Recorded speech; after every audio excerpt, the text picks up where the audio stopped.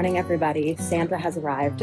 I got done editing yesterday's video a little bit sooner than I expected. Unfortunately, I just did not get a lot of footage yesterday, so it's the shortest video yet. So we're going to take advantage of the next hour before I have to go meet a client in person, and we're going to try and get some of these gifts mailed off to my friend's kids. Schedule for the day, I have an in-person client at 11, then I have a virtual at 12:30. I have a consult call in there at some point, and then we're going to go get a full body workout in. We have one more consult call at the very end of the day. So pretty light day. It's also just one of those days where, like, once I get started, I have like 30 to 45 minutes between everything. So it's not like quite enough time to get a big chunk of stuff done. So I'm excited I can hopefully get 2 of these gifts mailed off today. So happy Wednesday. Let's get to it.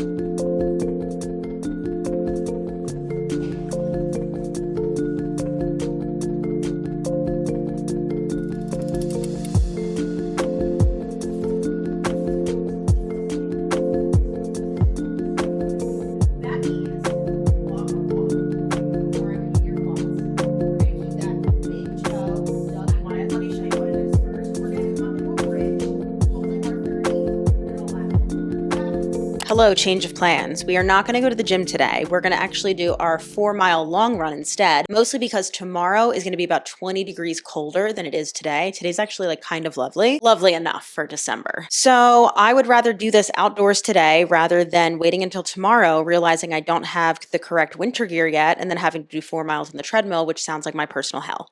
Let me show you what we're going to wear. Well, obviously this. So I've got this guy, which is like sweat wicking. These leggings, they have a nice strong band on the top so they won't fall down. My ultras. I'm going to wear a belt underneath just to hold my keys because they don't jingle around in there. Sunnies. I'm going to take a gel, not because I'm going to need the fuel for 4 miles, but I do need to start retraining my gut. So my rule is on long runs, anything that's longer than 30 minutes, like let's say like 45 minutes plus, which this will probably take me around like 43 minutes to run. And I'm training for a race where I'm going to have to ingest fuel. I train my tummy for it. My tummy's also not feeling great today, so ew. And then Kevin's going to let me wear his outdoor vest, which is huge because I don't have anything to run outside in quite yet. I ordered a few things, but they're not here yet.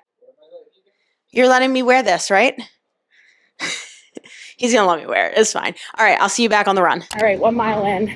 My heart rate is betraying me. It's too high. My Garmin is definitely not going to say my VO2 max is superior after this run. I think I just didn't sleep well. It's a weird time of the day. It's fine though.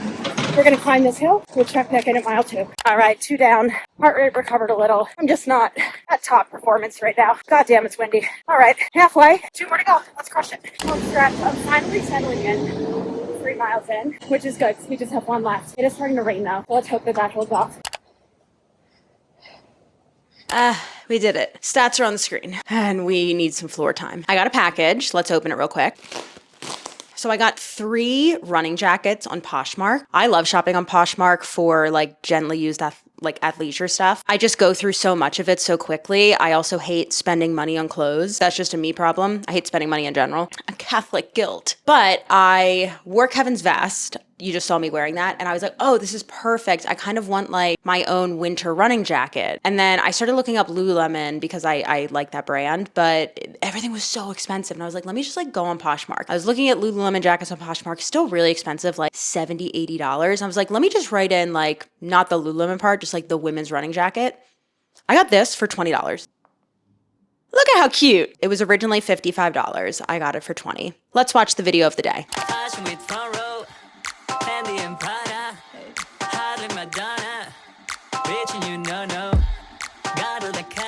The best workout for results, the one you'll actually do. But that doesn't mean you should never do the stuff that challenges you. I really like the messaging here, but I also want to expand on this a little bit. If you've been here before, you know I say all the time, the best workout that you can do is the one you'll actually stick to. And I still stand by that. I think that is a great entry point for people into movement. But if you do want to actually work on improving your long-term health, there are certain checkpoints or certain guidelines that you want to be hitting. And those things might challenge you both mentally and physically. I feel like I've said this so much throughout this series, so we're just going to break it down quickly. Current recommendations for movement are 2 to 3 strength workouts a week. The specifics there say 60-minute full body sessions. Don't get stuck in those details. If you're picking up and putting down heavy things 2-3 times a week, working through your movement patterns, you're good. And then the cardio guidelines are either 150 minutes of moderate aerobic activity weekly and or 75 minutes of vigorous. That's a little hard to hit. I think with both of these things, like, are we putting some drops in each bucket consistently each week? You're probably great. Now let's actually go through an example of someone who isn't hitting those movement guidelines and how I would actually help them develop that habit. We're gonna bring back Betty. Betty is just my imaginary friend at this point who I put imaginary scenarios on and help coach her through things. So everyone say hello to Betty in the comments. She's back. All right, so Betty, let's say Betty took a free Pilates class and absolutely fell in love with it. So now she does Pilates 2 to 3 times a week. That's her entry point. And just so we understand what Pilates falls under, Pilates is a little bit more on the strength endurance side of things. So it's gonna be a lot more aerobic compared to strength training. Strength training is very anaerobic because you're doing short bursts of movement, taking a lot of rest time. Pilates is typically a lot of time under tension, high reps, high working time, very low rest. And it has a ton of benefits. Don't get me sitting here saying that Pilates is bad. I'm just saying it's different than strength training, which is why it does not fall under that category. There are overlaps for sure in terms of benefits and adaptations, but I would say Pilates has a lot more focus on